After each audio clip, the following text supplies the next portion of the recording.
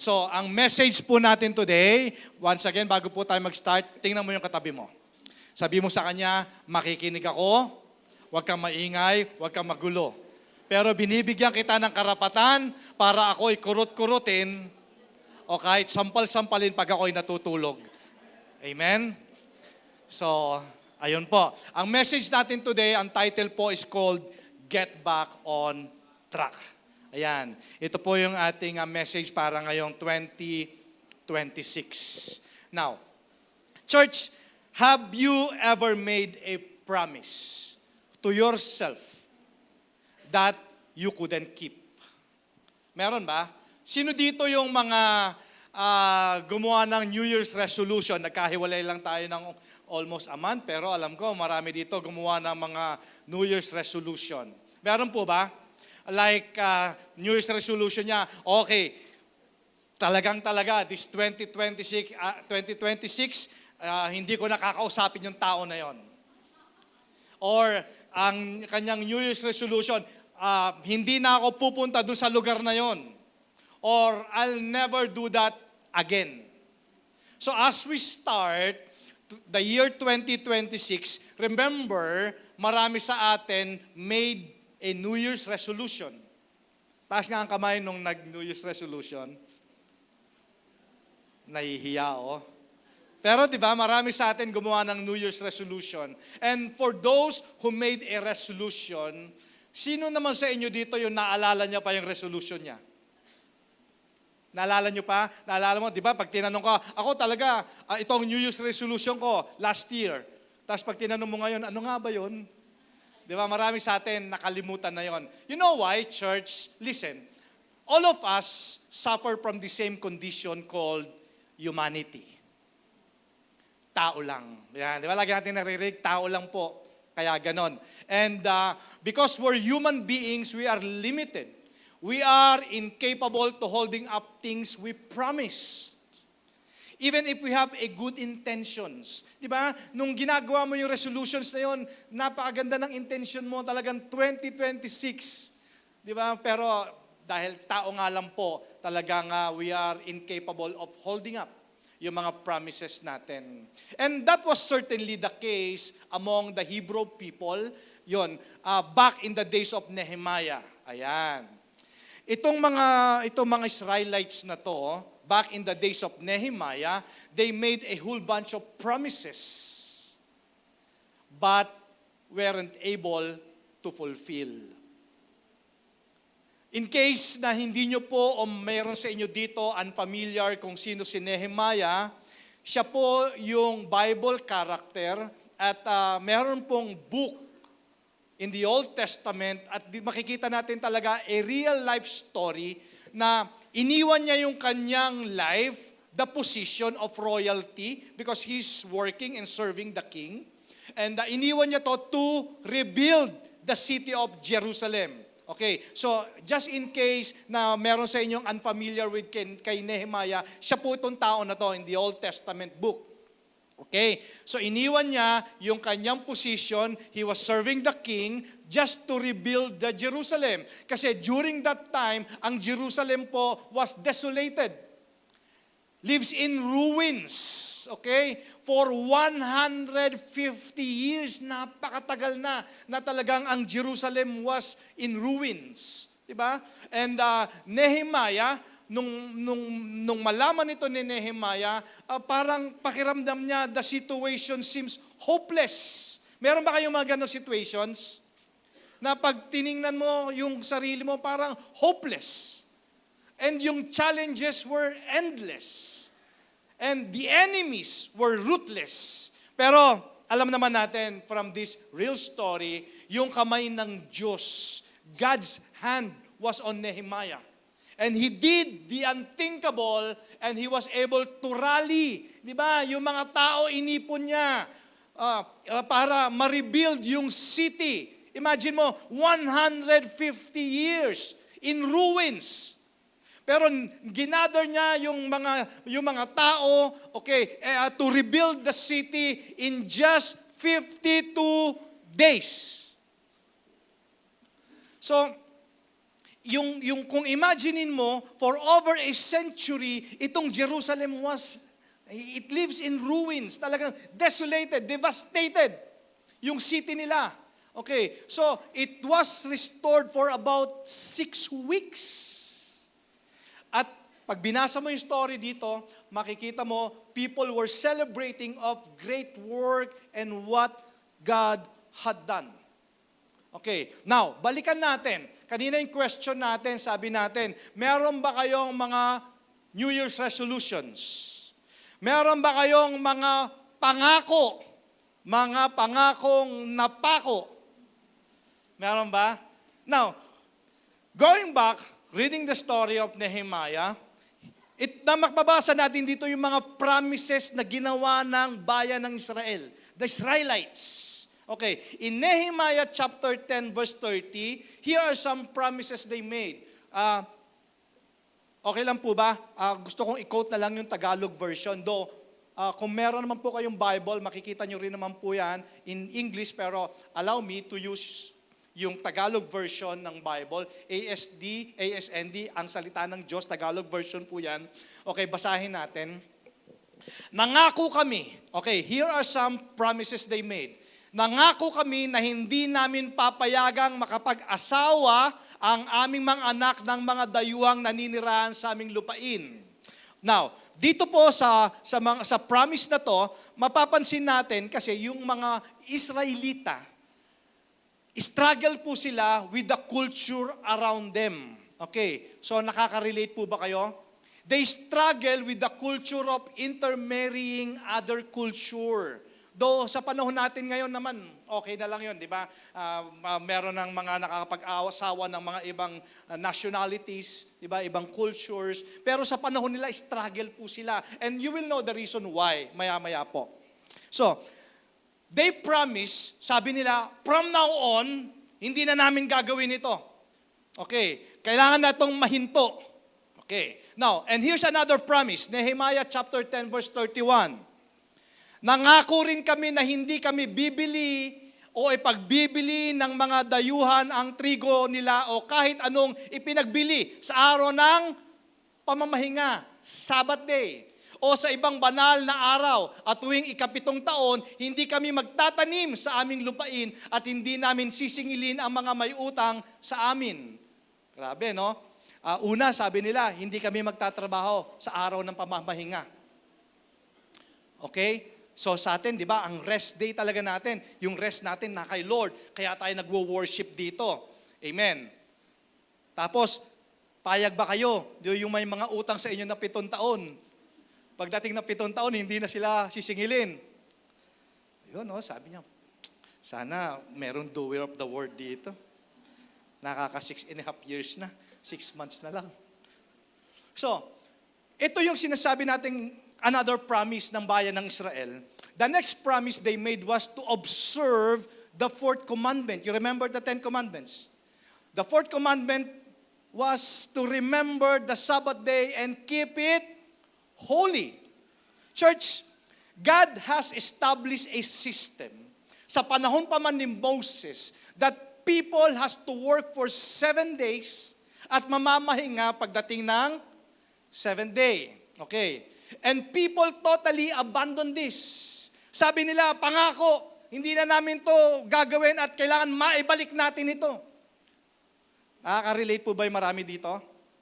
Mga promises? Okay, and here's another one. Nehemiah chapter 10 verse 32. In addition, we promise to obey the command to pay the annual temple tax. Sabi sa Tagalog, nangako pa kami na tutuparin namin ang utos na magbibigay kami sa bawat taon ng 4 na gramong pilak para sa gawain sa templo na aming Diyos. They will support the ministry. Nakalaan ito para sa tinapay na inihahandog sa presensya ng Diyos sa mga handog bilang pagpaparangal sa Panginoon na inihahandog araw-araw. Sa mga handog para sa araw ng pamamahinga, para sa pista ng pagsisimula ng buwan at sa iba pang mga pista. Maging sa ibang pang mga banal na handog tulad ng handog ng paglilinis na inihahandog upang matubos ang mga mamamayan ng Israel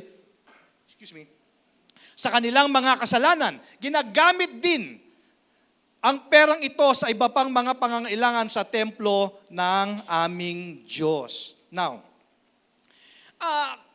pag binasa niyo po ang Bible, especially the Jewish people, yung life nila nakasenter sa temple. Parang tayo, di ba? Tayo yung mga workers, mga lingkod ng Panginoon, di ba? Parang ito na yung lifestyle natin eh.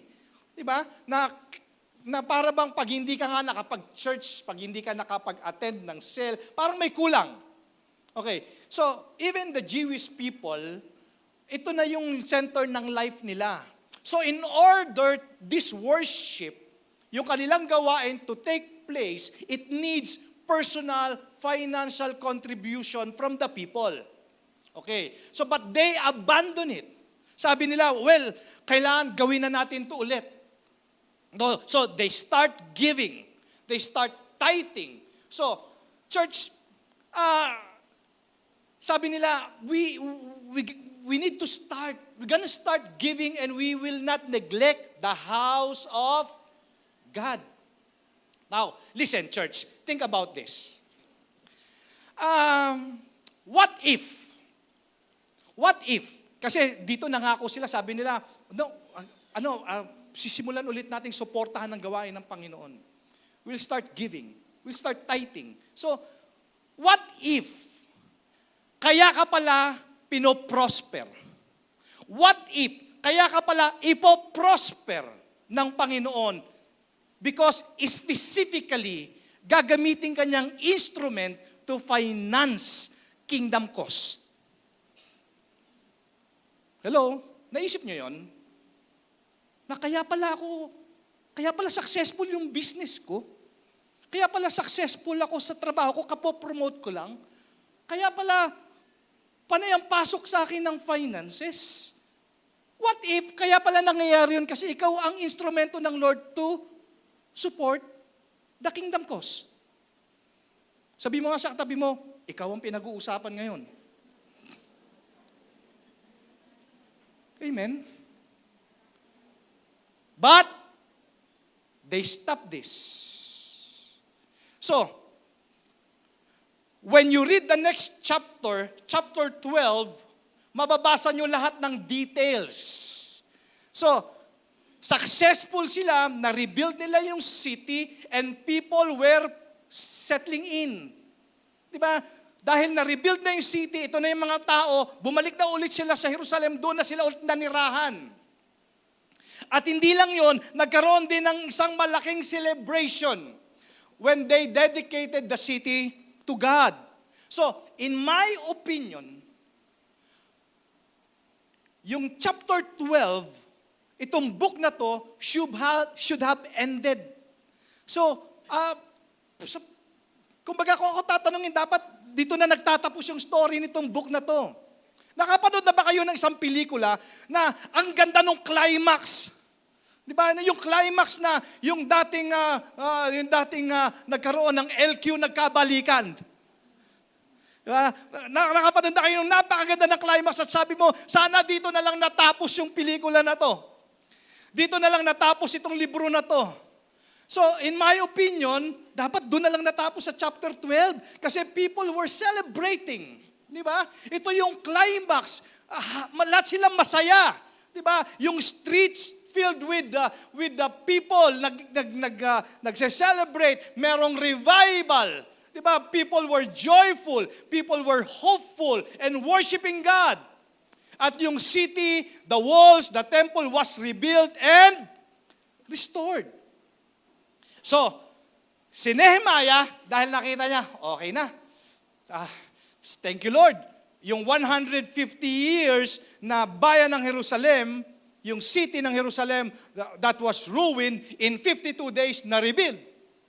So, eto na siya, nag-empake na si Nehemiah ng kanyang mga gamit at kailangan niya na bumalik doon sa Persia to resume his duties for the king. Kasi alam naman natin kung ano yung trabaho niya, di ba? Nasa royalty siya. Okay. So, in my opinion, that's where the story should have ended. Pero hindi. There's one more chapter. Chapter 13.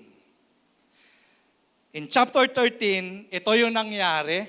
Siguro, after 2 years, naalala ni Nehemiah ang bayan ng Jerusalem. Sabi niya, babalik ako sa bayan ng Jerusalem. After 2 years, sabi niya, babalik ako to check the people to see ano na nangyayari, ano na ginagawa nila. And let us see how the people kept their promises. Naalala niyo yung mga promises nila, ha? Okay. So, bumalik si Nehemiah back to the old city. At ito po yung dito tayo mag-spend ng ating time ngayong umaga sa ating pong mensahe. So again, if you have your Bible, make your way, kung meron po kayong mga Bible dyan, make your way to the Old Testament in the book of Nehemiah chapter 13. Or makikita nyo naman po yan, ipopost po natin dito sa ating screen, dun sa mga malandalang Bible. Okay, so let us learn from them. And ano yung lesson na makikita natin para sa application natin sa buhay natin today. Okay, so eto na yung story. After 2 years, bumalik si Nehemiah sa Jerusalem para i-check kung ano na nangyari dun sa mga tao. In verse 4 to 7 ng chapter 13, dito, mababasa natin,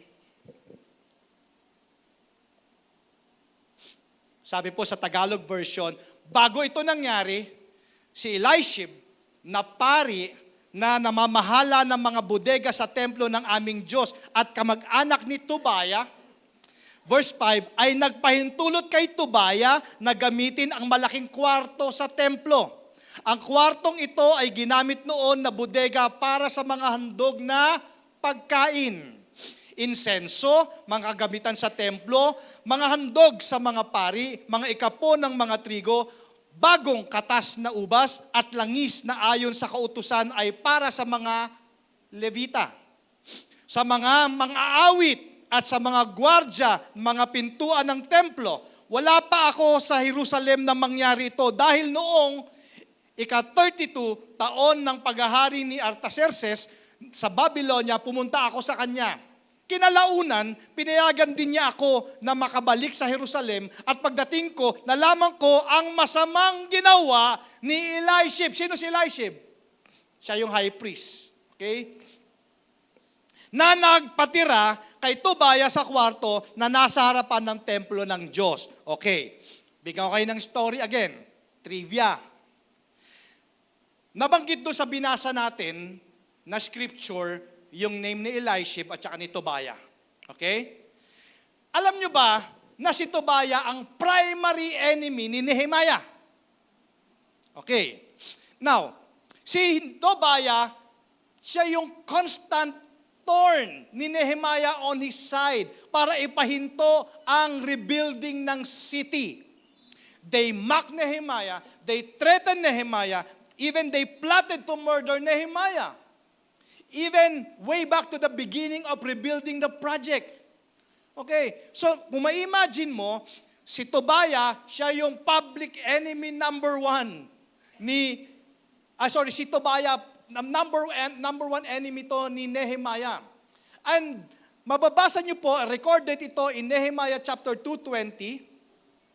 Sabi dito, sinagot ko sila, kasi nagkaroon ng confrontation before the rebuilding of the city. Sabi dito ni Nehemiah, sinagot ko sila, magtatagumpay kami sa pamamagitan ng tulong ng Diyos sa langit. Kami na mga lingkod niya ay magsisimula na sa pagpapatayo ng pader ng Jerusalem. Pero kayo, okay, kasi hindi lang si Tobiah yung kaaway dito ni Nehemiah, sabi dito ni Nehemiah, pero kayo ay hindi kabilang at walang karapatan sa Jerusalem at hindi kayo bahagi ng kasaysayan nito. So basically, church, Nehemiah was telling his enemies, particularly Tobiah, that the city will be restored. Pero wala silang claim, wala silang share, wala silang right. Even they are not welcome. Di ba? Para pag sinabi mo to sa kaaway mo, hindi ka welcome dito.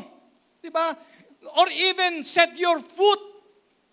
But couple of years later, nung bumalik si Nehemiah sa Jerusalem, Alam niyo kung anong meron? Natagpuan niya. Si Tobia nakatira sa loob ng temple. Nakakasunod po kayo sa story. Number one enemy mo, gusto kang ipapatay dahil i-rebuild mo yung city. They mock you, they threaten you. Pinigilan ka sa lahat ng kanilang makakaya, pinigilan ka itayo ang city. Nung na-rebuild na siya, happy na lahat ng tao. Umalis si Nehemiah, pagbalik niya, si Tobia nakatira sa loob ng temple. Nakatira kung saan yung kanyang ni-rebuild. At syempre, nung makita ito ni Nehemiah, syempre hindi siya happy. Amen? Well, naniniwala ako, nangyari itong mga bagay na to because of Eliashib, the high priest. Diba? Siya yung tagapamahala eh. Because of wrong decisions, compromising, nagkaroon na ito ng domino effect. Okay, in verse 10 of chapter 13, dito mababasa natin dito, sabi dito, nalaman ko rin na ang mga Levita ay hindi na nabigyan ng bahagi na para sa kanila. Kaya sila at mga awit na pinagkakatiwalaan ng mga gawain sa templo ay nagsiuwi para magsaka. So, wala nang nagsiserve sa temple. Wala na yung pondo na punta na sa kontraktor. Nawala na. Okay? Kasi, kung merong high priest, merong Levites. Yung mga Levites, sila yung tumutulong sa high priest for the temple worship. Okay? And sa panahon natin ngayon, syempre yung mga workers, yung mga staffs, they lead the people to worship and they are in charge to the storehouses. But when Tobia na found out ni Nehemiah na meron ng sariling kondo sa loob ng temple, no? Na-imagine nyo? Na-imagine yung kwento? Church, nagbago ang lahat. Na out of order ang lahat. Imagine mo, yung mga manggagawa, wala na, nagbalik ka na doon sa kanilang dating mga pamumuhay. Nagbalik ka na sa kanilang dating mga ginagawa. So, nobody in Jerusalem was leading the people in worship. Dahil tumigil na mag-serve yung mga tao. Bumalik na lang sa kanilang mga dating pamumuhay. So in verse 11, chapter 13, dito, sabi dito ni Nehemiah, kaya pinagsabihan ko ang mga opisyal, bakit ninyo pinabayaan ang templo ng Diyos? Ipinatawag ko agad ang mga Levita at ang mga awit at pinabalik sila sa kanilang magawain sa templo. Sabi ni Nehemiah, why the house of God neglected? Naalala niyo ba yung pangako ninyo? Remember? Di ba? Yung promise nila in the beginning. Di ba? So, sabi nila, we will not neglect the house of our God. But couple of years later, when Nehemiah came back, sabi niya sa mga tao, bakit na-neglect yung house of God? Nasaan na kayo lahat? Di ba? Well, alam niyo po, I'm very grateful, very thankful kahit nga nawala ako ng sandali, pero purihin ng Panginoon kasi faithful yung mga manggagawa natin dito. Thank you po sa inyo at salamat po sa Panginoon. Amen. Someone asked, okay, meron pong nagtanong, sabi niya ganon, ano sa palagay ninyo ang kayang gawin ng isang Kristiyano? Ang sagot daw, everything na sinasabi ng Bible na wag mong gawin. And in spite of their intentions to keep their promises, dahil nga sa mga maling desisyon, here and there, couple of compromises, here and there, they start to drift. At nakita nila yung sarili nila completely off track. And maybe you can relate. Maybe you can find yourself ngayong umaga. Maybe you made a bad decision here and there. You made some promises that you couldn't keep. and you fell down. You failed. At na-realize mo, ang layo mo na pala kay Lord. Why? Bad decisions, bad choices, couple of compromises. But church, merong good news. Tapikin mo yung katabi mo, sabi mo sa kanya, may good news. The enemy, the devil, can never take the blessed man down. Amen? Ang ibig sabihin nito, minsan kang babagsak, pero ibabangon ka ng Diyos. Amen? Ngayon 2026, church, rise back. Get on your feet and get back on track. Amen? So we can learn from Nehemiah. Tingnan natin kung ano ang lesson dito sa story ni Nehemiah na pwede nating i-apply sa buhay natin today. And church, samahan niyo po ako. Please, listen carefully. First lesson we can learn how to get back on track. Number 1 is prioritize the spiritual. Kung gusto mo makabalik ngayong 2026 to get back on track, i-priority mo ang spiritual. You know why? Every problems you face, every mistake you made in the past can most likely be traced back at some point. You compromise somewhere on your worship or service to God. Totoo po yun. Kaya marahil 2025, nagkaloko-loko ang buhay. Pero kung ititrace mo, babalikan mo, makikita mo, kasi na-compromise, marahil ikaw ay nagsisilbi sa Panginoon, marahil ikaw ay naglilingkod, o marahil yung faith mo nag-drift. Kung ititrace mo, somewhere, maybe yung worship mo, di ba? And if you want to get back on track, you need to prioritize spiritual. Church, problems are real. Di ba? I realize problems are complicated. And I realize yung iba talaga situational or no simple solutions. But you start with spiritual. And if you start with spiritual, if you prioritize spiritual, everything, every pieces will begin to fall into right places. Kaya kung ititrace back mo, ano nangyari sa akin noong nakalipas na taon? Well, malamang-lamang, balikan mo yung spiritual life mo. Nagdi-devotion ka pa ba? Minsan, pastor, nagchi-church ka pa ba? Pag birthday na lang po. Nagpe-pray ka pa ba? Minsan. Nagsosoul winning ka pa ba? Ano yun, pastor? The high priest named Eliashib, somewhere along the line, he made a mistake. Hinayaan niya the enemy, Tobiah, pero pinatira niya pa sa temple, kaaway nga ng bayan ng Israel yun. Diba? Parang tayo, sabi natin, hindi, pastor, ano lang naman maliit na bagay. Diba? Ang maliit na bagay nagsimula sa patikim-tikim. Amen? Flirting with sin.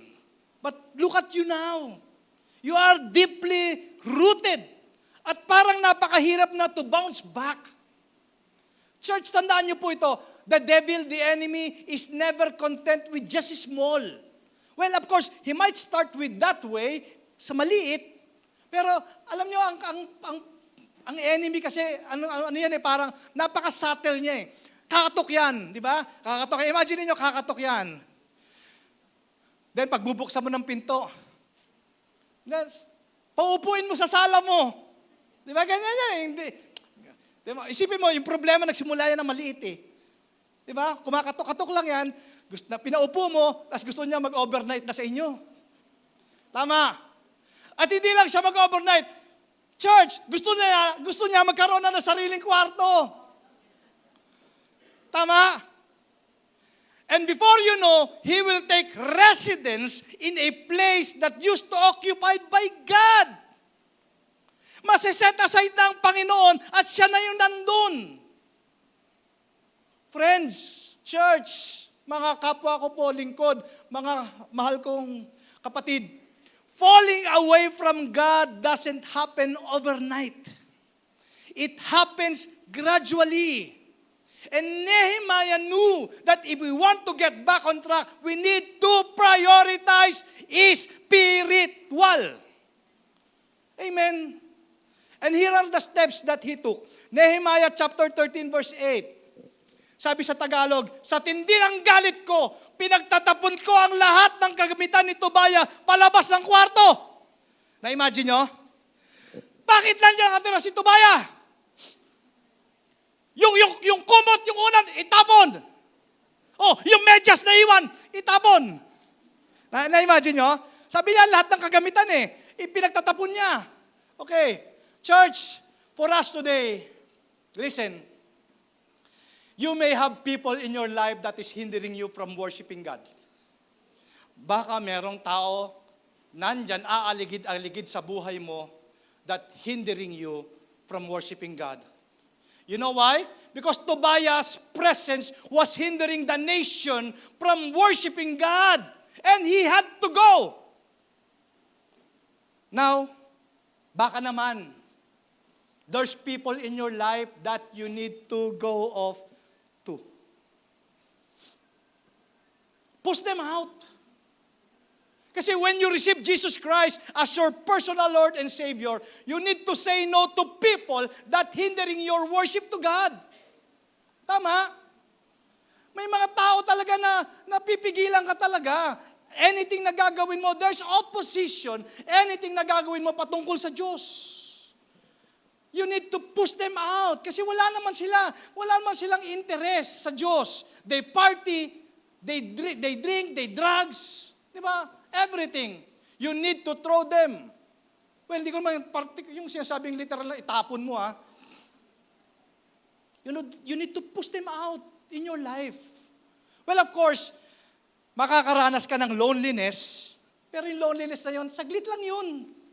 Diba? Saglit lang yun. Wala ka ng mga Sabado nights, hindi ka na iimbitahin. Sino dito yung nakakaranas ng gano'n? Nalaban ka na Christian na hindi ka na ini-invite. Ay, hindi, pastor Ako pa nga yung pasimotor Yun lang. Yun lang. Di ba?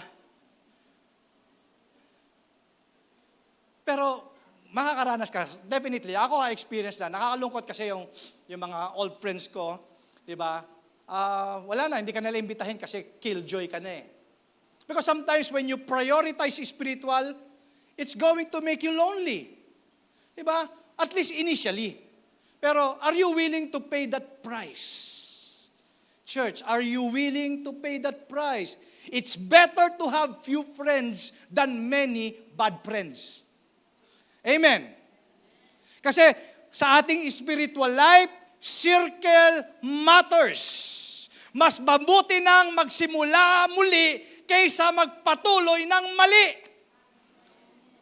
Amen. Amen. Diba, hanap ka na lang ulit ng mga tamang kaibigan na importante sa kanila ang Diyos. Di bali nang magsimula muli kaysa magpatuloy ng mali. Amen. So hashtag yun Sabi ni Nehemiah, lahat ng mga gamit niya, out of here. Nehemiah 13:10. Agad kong iniutos na linisin ang kwarto at pagkatapos pinabalik ko roon ang mga kagamitan ng templo at mga handog na pagkain ng insenso. Grabe, talagang lahat. Nakaranas na ba kayo nung meron kang kakilala na, inupuan niya yung upuan na yon, gumawa ka ng Lysol, inispray mo. Di ba? Linisin ang kwarto. Tapos, maghandog ng pagkain at insenso. Well, ano ibig sabihin nito? Church, listen again. It wasn't just about putting off. Hindi lang ito sa pagtatanggal. It was also about putting back. Gets nyo? Hindi niya lang pinatanggal, meron pa siyang mga ibinalik. All the resources back into the storehouse. So ano ibig sabihin nito sa atin ngayon, mga kapatid?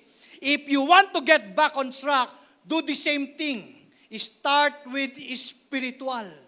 Start reading your Bible. Get yourself back in church. Get back to cell groups. Diba? Get back to basics. Itong dadating na linggo po, samahan niyo po kami. Meron po tayong prayer and fasting. Diba? Ito yung to get back on track. Kailangan i-prioritize natin. Magsimula tayo spiritual. This 2026, simulan natin ang spiritual. Diba? Prayer and fasting is very important. It's very important. Get back to basics. Diba? In Nehemiah chapter 13 verse 12 says, at muli, ang lahat ng mamamayan ng Juda ay nagdala ng ikapu ng kanilang mga trigo, di ba, bagong katas ng ubas at langis doon sa mga bodega. So people start to financial contribution. And the same works in a church today, mga kapatid. If God is your highest priority, that also reflects the way you steward the things that God gave you. Di ba? The way that you give to His work through the church, ang question is, kumusta ka na ba dito sa area na to? Make sure you don't prioritize your wallet over your worship. Kaya nga sabi ko sa inyo kanina, think about this. What if? Oo nga no, kaya pala pinoprosper ka. Kasi ikaw ang gagamiting instrumento ng Panginoon to finance kingdom cause. Naisip nyo yun? Ako, sabi ko, oo nga Lord, no? Kasi kailangan ng Lord ng daluyan. Kailangan niya ng instrument. Amen? So, when you want to get back on track, prioritize spiritual. You know why? Church, again, listen ha. You need to prioritize spiritual. Ano alam nyo kung bakit? Kasi ito yung nangyayari. Okay. Pag ikaw at ako, pag naging busy tayo, the very first thing na tatanggalin natin, church. Di ba? Kinakat natin yung church.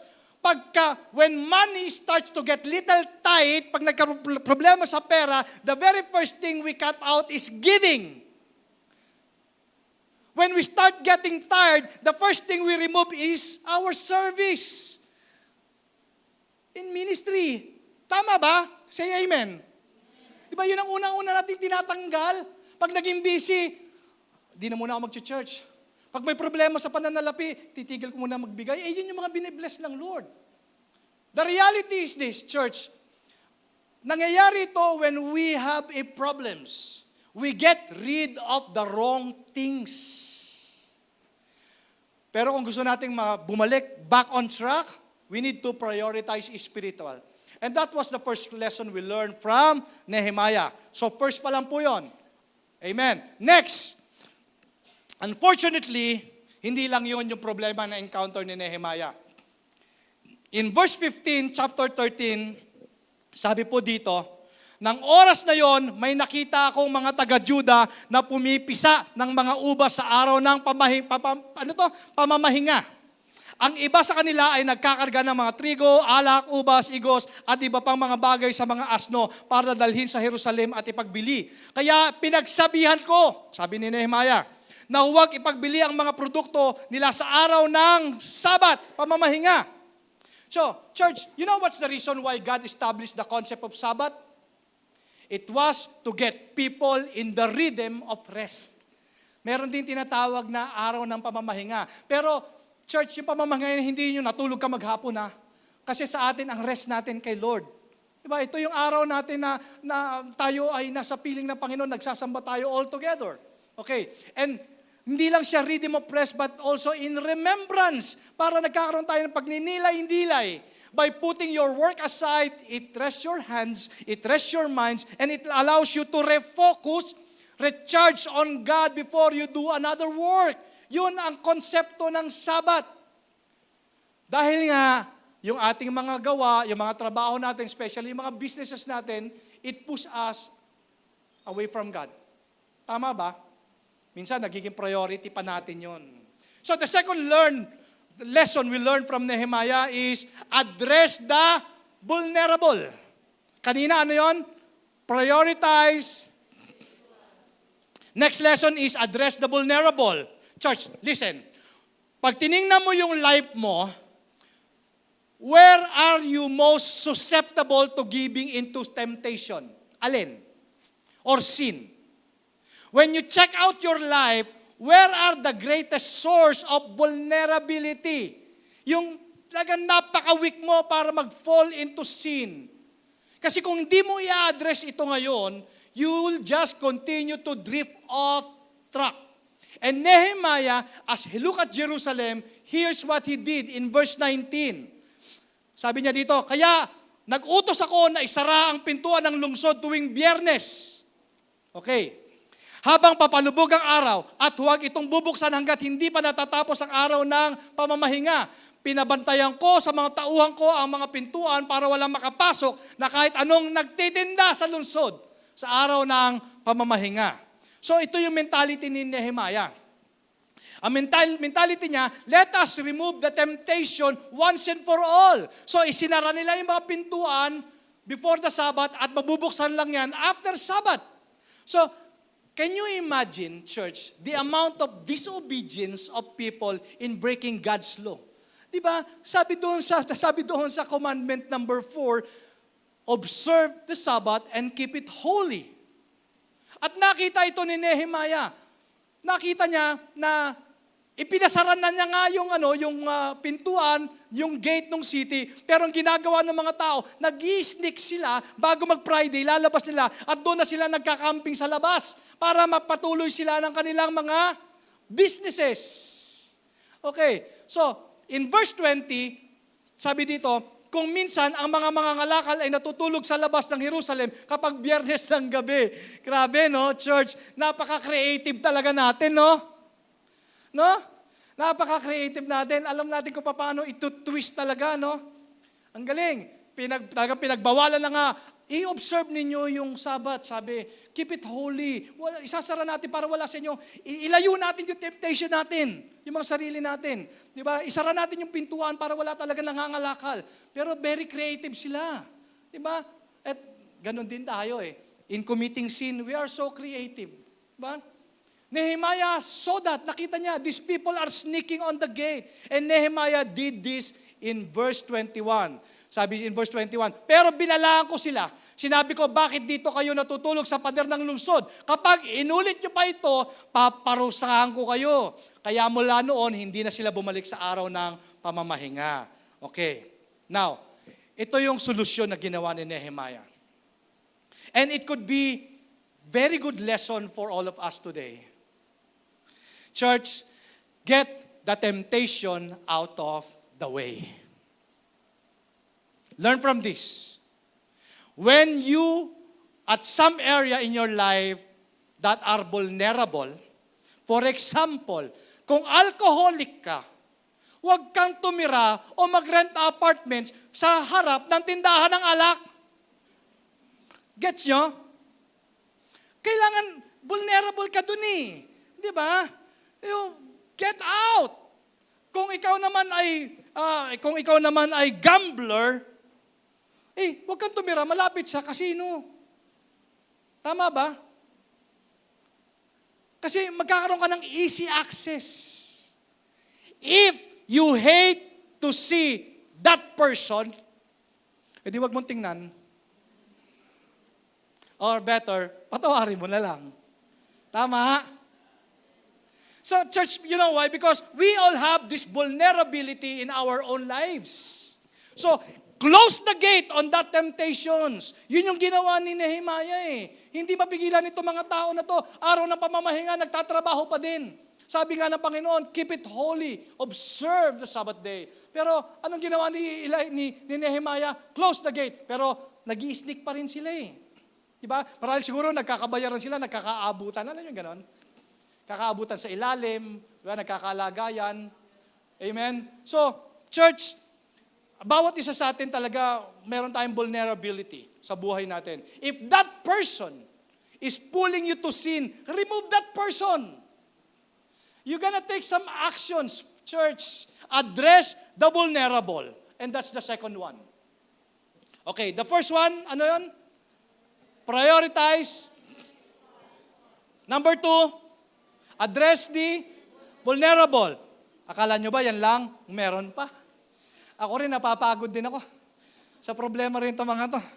Nehemiah chapter 13, 23 to 25. Sabi po dito, in Tagalog version, nang mga panahon ding iyon, nakita ko na may taga-Juda na nakapag-asawa ng mga babaeng taga-Asdod, taga-Amon, taga-Moab, kalahati, church take note half, kalahati sa mga anak nila ay nagsasalita ng wikang Asdod o ng wika ng ibang tao at hindi sila makapagsalita ng wika ng Juda. Remember, nung binasa natin kanina, they promise that hindi nila i-allow yung intermarriage anymore. Yet, nangyayari pa din. At least 3 cities ang na-mention dito. Asdod, Ammon, and Moab. Okay, itong mga bayan na to, church, ito yung long-time bitter enemy ng mga Israelites. In fact, yung Moab, the Moabites, had a history of pulling Israelites into idolatry and immorality. Ito yung mga bayan na yon. And then, sabi ni Nehemiah, ito ba yung mga pakakasalan nyo? Ito ba yun? And understand this, church, Lord, mga kapatid, intindihin nyo to. This is not about ethnicity. Okay. Actually, every foreign group is welcome to Israel's community. Welcome sila. As long as na meron silang understanding that they have to leave their gods behind and worship the one true God, Yahweh. Okay? So welcome naman sa bayan ng Israel ang manirahan ng mga ibang mga lahi. Basta, wag lang nilang dadalhin yung kanilang mga practices at kanilang mga Diyos-Diyosan. Pero yung katotohanan na kalahati na ng mga bata, napansin ni Nehemiah, ay hindi na nagsasalita ng lingwahe ng Juda, ibig sabihin, iba na ang mga iba na ang lahi nito. Amen? Iba na. So, they were not even aware of who Yahweh, the one true God. Which mean, the men of Jerusalem are opening their lives to the foreigners who are bringing all of their gods into the city. At, siyempre, yung mga problema kanina na nabanggit natin, madali solusyonan, kayang-kaya solusyonan ni Nehemiah. Pero iba itong isa na to. Ang problema, itong number 3, is generational impact. People are raising families that had nothing to do with God. At alam ni Nehemiah na kailangan itong issue na to, ma-dealt na to ngayon na. Kasi magkakaroon ito ng future problems. Generational ang impact nito. Dahil lalaki itong mga bata na to, itong mga tao na to, na hindi na nila kilala yung totoong Diyos. At yung Diyos na sinasamba ng bayan ng Israel. In Nehemiah chapter 13 verse 25 says, kaya sinaway ko sila at sinumpa ang mga taga-Juda, pinalo ko at iba sa kanila, hinila ang buhok nila. Imagine nyo yung pinalo ka ng cell leader mo at ginanon yung buhok mo. Ha? Meron ba kayong ganong member? Sa tigas ng ulo, gusto mo na talaga sa bunutan. Tinan mo nga, ikaw ay cell leader, tinan mo yung katabi mo, member mo yan. Ha? Parang sa isip mo, gusto ko na talaga ito paluin. Gusto ko ito sa bunutan. Pero church, listen carefully ha. The pulling out of hair, dito binasa natin, was actually just a symbol of shock and grief over sin. This is a symbolic of how great that sin is. Yun yung, ito yung simbolo na napakatindi nitong kasalanan na to. Kasi nga, may generational impact ito eh.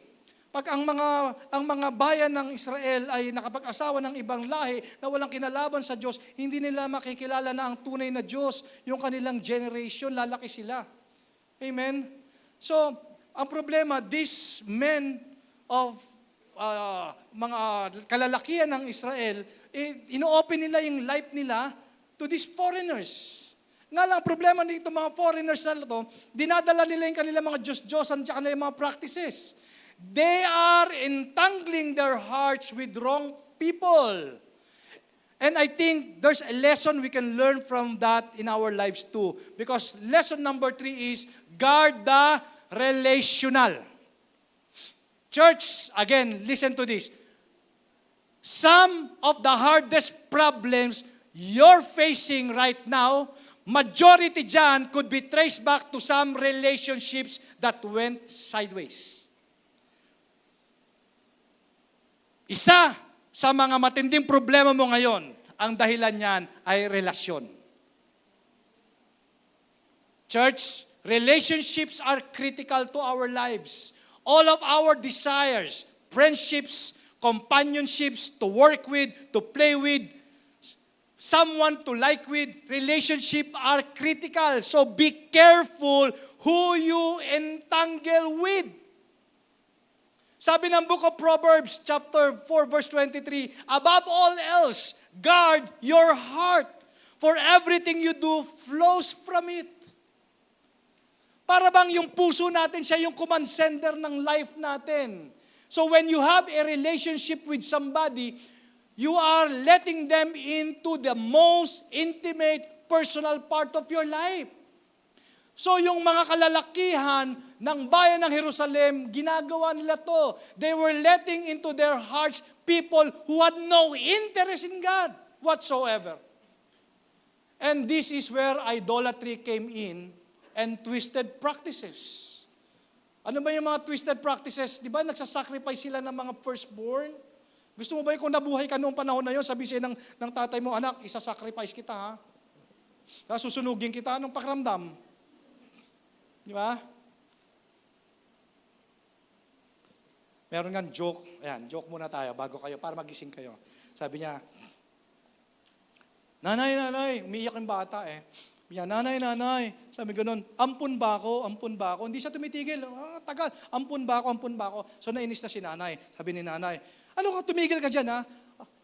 Anong ampun? Alam mo ba, kung mag-aampun ako, hindi ka ampunin ko.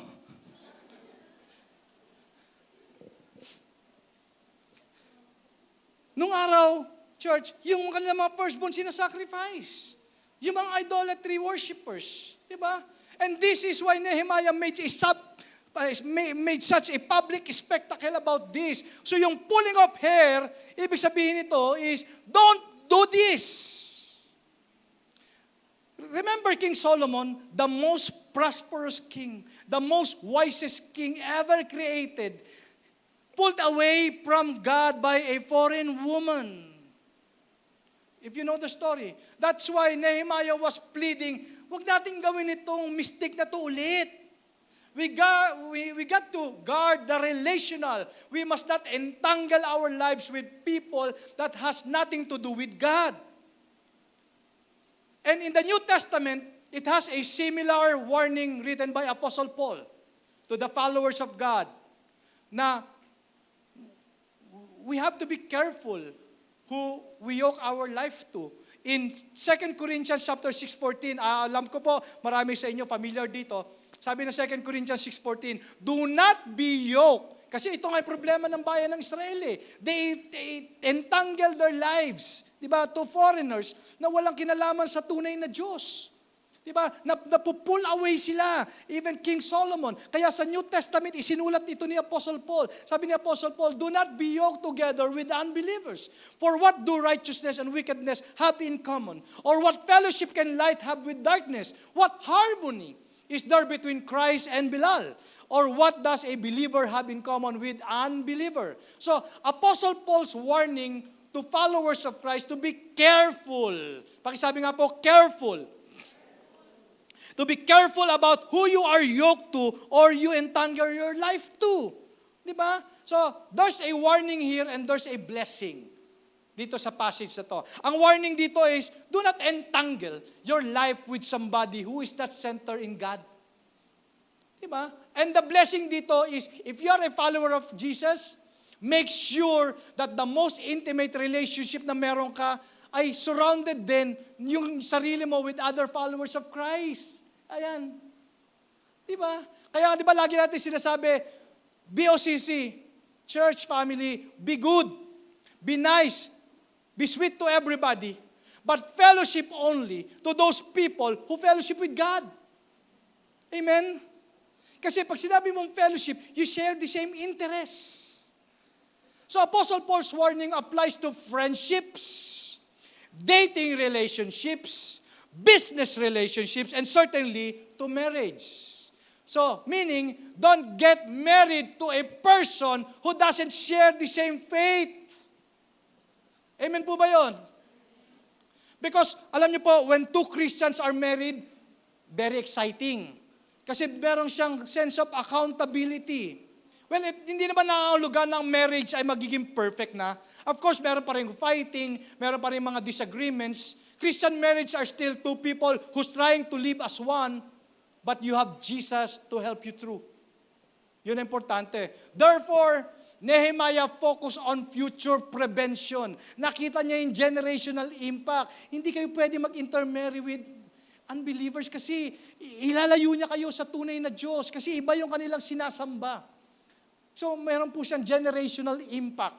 Okay? And that should be our focus too. Okay? So, listen, may mga single ba dito? Taas kamay mga single. Yung mga single na may mga jowa. Mga nahihiya pa, oh. Huwag kayo mag-alala, hindi namin kayo pagbibili. Singles, do not entangle your life to those people who doesn't share the same faith with you. If you are single today, the best time to get divorced is before you get married. Gets nyo? Ha? If you are single today, the best time to get a divorce is before you get married. Ibig sabihin, kung hindi mo ka-the same ng pananampalataya, this is the best time you get divorced. Hanggat single ka pa. Make sure that you make a requirement that the person you're entangling your life with shares the same faith as you. Because this is the most intimate part of your life. Be very careful. Guard relational. Amen? And then, verse 28, one of the sons of Joiada, son of Eliashib, the high priest, was son-in-law to Sanballat and Horonite, and I drove him away from me. So, hindi lang si Eliashib, pati yung kanyang lahi. Sabi ni Nehemiah, kick them out also. And in verse 29, remember them, my God, because they defiled the priestly office and covenant of the priesthood and of the Levites. So I purify the priests and the Levites of everything foreign, and I assigned them duties, each of its own task. And I also made provision for contribution of wood and designated times, and for the fruits or the first fruits. Remember me with favor, my God. Yung letter ni Nehemiah, dito nagtatapos. Dito nag-end si Nehemiah. Marahil siguro ibig sabihin niya, Lord, I tried. I tried to change these people. Diba? And this is a powerful reminder para sa ating lahat. That one of the greatest leader of all time, Nehemiah, who loved God, who served God, and served His people, who worked hard and do everything in His power to send people into success. Pero hindi niya kayang isave sila sa kanilang mga kasalanan. Nehemiah built walls, but he couldn't not change ways. He can build homes, but he could not change hearts. Nehemiah could be able to protect his people from their enemies, but was not able to protect them from themselves. Only someone divine could do that. Jesus. Only someone not like us, not limited by humanity. And for the world to see this kind of leader, church, kailangan pa nila mag-antay ng another 400 more years after the time of Nehemiah. In Matthew chapter 1 verse 20 says, but after he had considered this, the angel of the Lord appeared to him in a dream and said, Joseph, son of David, do not be afraid to take Mary as your wife, because what is conceived in her is from the Holy Spirit. She will give birth to a son, and you are to give him name Jesus. Sabi nga about Jesus.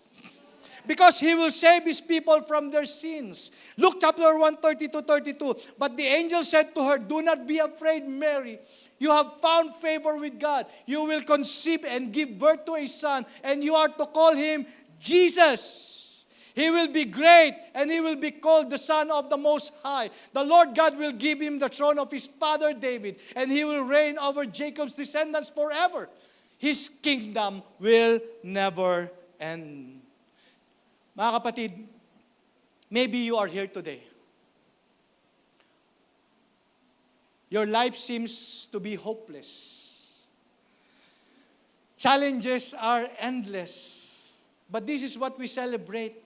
We celebrate the birth of our Savior Jesus Christ. The arrival of new kind of King. The one who can change our hearts. The one who is able to do exceedingly abundantly more than what we can think or imagine. Ang question is, kilala mo ba tong Jesus na to? Kilala nyo ba? So this 2026, brothers and sisters, if you want to get back on track, church, prioritize spiritual. Yung mga bagay na may kinalaman sa ating spiritual life, prioritize natin. Get back to church. Get back to ministry. Get back to praying, your daily devotion. Keep your promise. What if, kaya ka pala struggle ngayon because you're not keeping your promises? Diba? Support the kingdom cause. Baka kaya ka pinoprosper. Prioritize spiritual. And address the vulnerable. Diba, kung saan ka mahina, church, close that door. Alam mo na nga mahina ka doon. Diba, don't give yourself an easy access. Diba? Close that door of temptation. Close that door of sin. Kasi mahina ka doon. Amen? If you're vulnerable with pornography, di wag ka mag-social media. Di ba?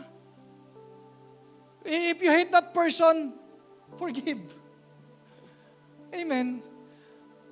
And of course, guard the relational. Mga kapatid, circle matters. Tell me who your friends are and I tell you who you are. There will be definitely a generational impact. Mga parents, bantayan natin yung mga anak natin.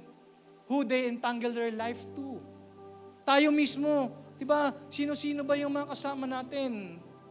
Di ba? Kung meron mang tao sa buhay natin na inilalayo tayo sa Diyos, push them out. Push them out. And that's what Nehemiah did. Diba? Ito yung mga ginawa niya. Pero still, he's limited. But we worship. Hallelujah.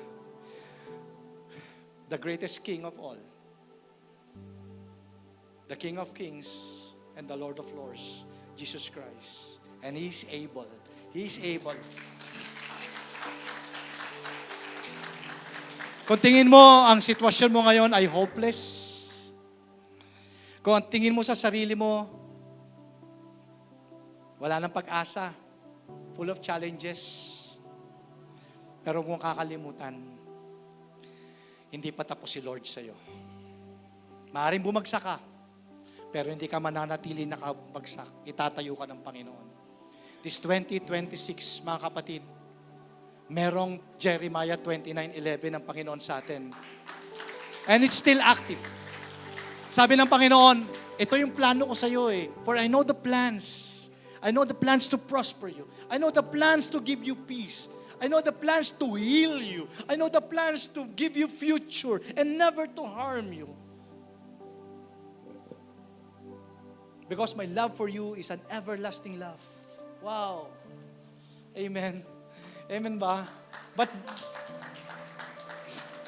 Pero ang tanong, kilala mo ba itong Jesus na to? Kilala mo ba itong Jesus na to? Pwede po tayong tumayo sandali.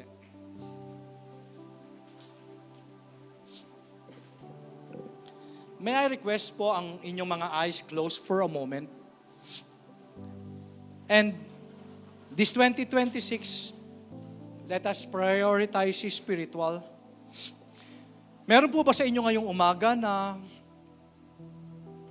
wala pang personal na relationship kay Jesus Christ? Alam mo ba yung personal relationship na naririnig mo?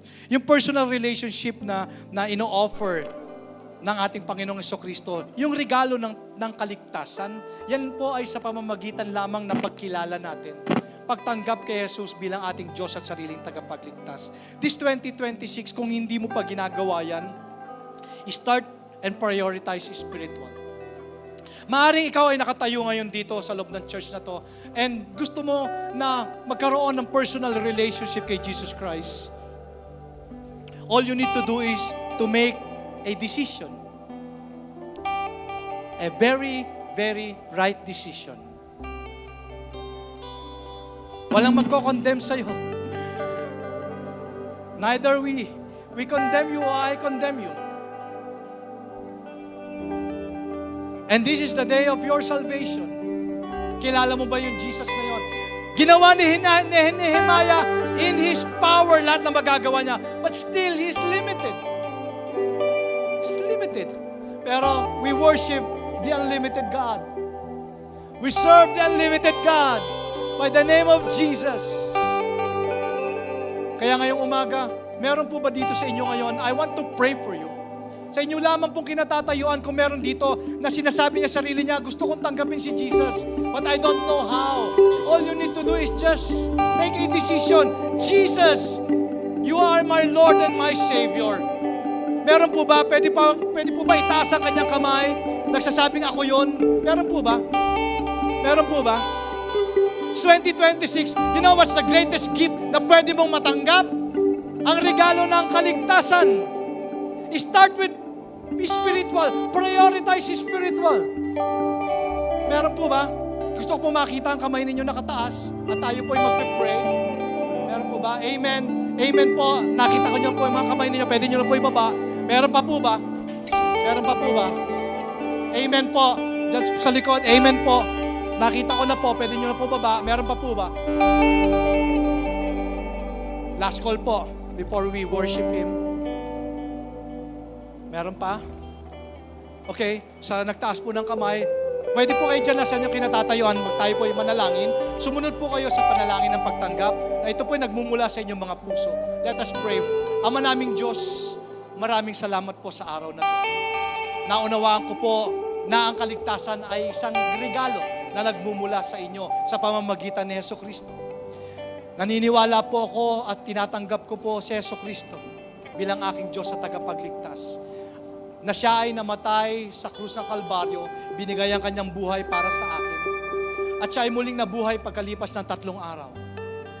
At patawarin mo po ako sa aking mga pagkakasala, Panginoon. Kaya ngayon sa araw na to, ibinibigay ko po ang aking buhay at tinatanggap kita, Jesucristo, bilang aking tagapagligtas. Pagharian mo po ang aking buhay mula ngayon at magpakailanman. At isulat mo po ang aking pangalan sa aklat ng buhay. Salamat po sa kaligtasan na aking tinanggap sa araw na to. Salamat po sa darating na mga araw, ikaw lang ang aming sasambahin, ikaw lang ang aming papupurihan sa buhay ko. Salamat po. Ito po ang aking dalangin sa pangalan ng Panginoong Jesucristo at kapangyarihan ng banal na Espiritu. Lahat po ay magsabi ng Amen at Amen. Palakpakan po natin, Panginoon. Church, prioritize spiritual, address the vulnerable, and guard the relational.